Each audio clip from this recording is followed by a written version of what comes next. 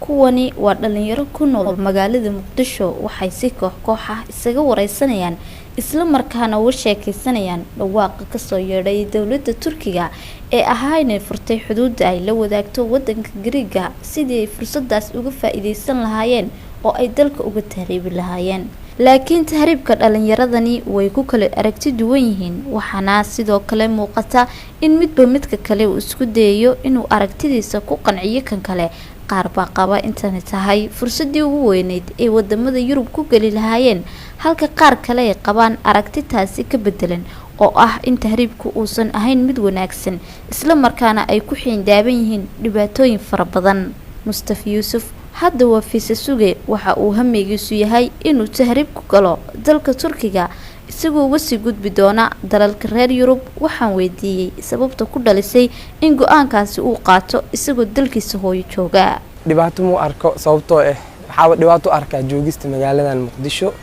oo iska dhibaatada badan iska noqoto dhanka amniga qaraxyada dhalinyarada lagu dhibaateeyo ujeedka koowaad uu tagay wadanka aan tahriibka u beegsanay ayaaba ina magaaladan dhibaatada badan aan ka haajiro saan u hel nolol ka duwan nolosha hadda ku jiro Cabdiqadir Cali Abuukar waa arday dhawaan ka soo laabtay dalka Turkiga waxa uu qabaa aragti ka duwan mid Mustafa waxa uu sheegayaa in hilow uu qabo wadankiisa Soomaaliyeed oo ay keentay inuu mar kale dib ugu soo laabto Turkiga waan tagay waan ka soo laabtay ugu hore ujeedada u tagay waxay ahayd ujeedo waxbarasho baadeen waxyaabo badan horta iga qosliin oo soo arkay waxyaabo badan oo iga fajac galin oo soo arkay laakiin mostly horta meesha wax ku nool arday waaye markii arday laga soo tago dadka second population-ka labaad ee ugu badan waa dad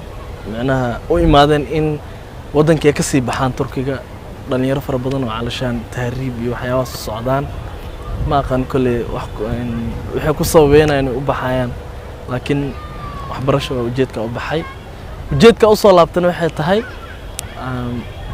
anoo macnaha haminayo ina muddo kadib soo laabto laakiin si farxad leh iga soo hormartay ina dhaqso aan soo laabto dhalinyarada Soomaaliyeed qaar ayaa waxa ku jirta aragti ka duwan mid ay dhalinyaro far badan ku fikirayaan taasoo ah inay dalkooda wax u soo bartaan oo ay ka faa'iideystaan cilaaqaadka wanaagsan ee ka dhaxeeya Soomaaliya iyo Turkiga aniga marka hore waxaan ugu faa'iideysanayaa cilaaqaadka ka dhaxeeya Soomaaliya iyo Turkiga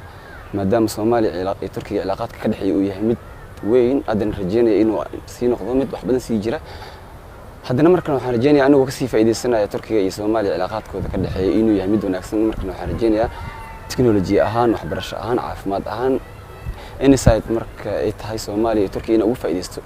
jaaniskan oo haysto Turkiga inuu wax ka soo barto waan rajeynayaa sunaas insha Allah sanadkii tagay 2019 oo kaliya ayaa la sheegay in ku dhawaad 11,000 oo qof oo Soomaali ah ay codsadeen fiisaha dalku galida Turkiga taas ayaa la sheegay inay ka dhigan tahay in dadka ugu badnaa ee Soomaali ah ay sanadkaas oo kaliya galeen wadankaasi sida uu inoo sheegayo Axmed Yuusuf Saleebaan oo ah gudoomiyaha dhalinyarada Soomaaliyeed ee dalka Turkiga sanadkii 2019 ee dhamaaday safaaradda Soomaalida ee Turkiga ku leedahay waxay sheegtay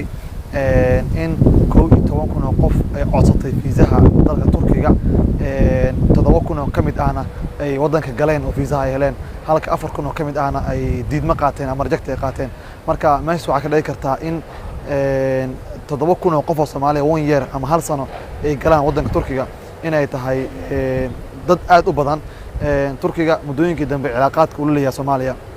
waa wanaagsanaa marka loo fiiriyo dhanka caafimaadka marka loo fiiriyo dhanka dalxiiska marka loo fiiriyo dhanka waxbarashada Cabdikaafi Maxamuud Makraan oo ah gudoomiyaha dhalinyarada gobolka Banaadir ayaa noo sheegay in tan iyo markii uu soo baxay warka ah in Turkiga uu furay xuduudda uu la wadaaga Giriga ay dhalinyaro badan dalka ka tahriibeen kuwaas oo qaarkood u sheegay in 12 jeer ka badan laga soo celiyay xuduudda